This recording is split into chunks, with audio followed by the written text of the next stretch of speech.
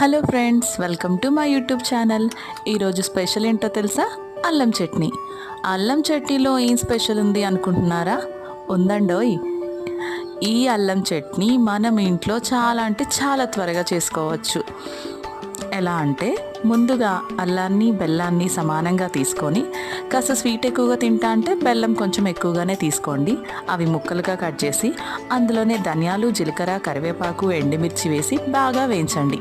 ఆ తర్వాత కాస్త చింతపండు, ఉప్పు వేసి మిక్సీ పట్టేయండి. మిక్సీ అయిపోయిన తర్వాత చక్కగా తాలింపు పెట్టుకోండి. తాలింపులో కాస్త మినపప్పు, శనగపప్పు ఎక్కువ వేసుకోండి, చాలా బాగుంటాయి. అంతే, ఎంతో సింపుల్గా రెడీ అయిపోయింది అల్లం చట్నీ. ఇంకెందుకు ఆలస్యం, పెసరట్లో తినేసేయండి. అన్నట్టు మర్చిపోయాను, లైక్ చేయడం, సబ్స్క్రైబ్ చేయడం మర్చిపోకండి.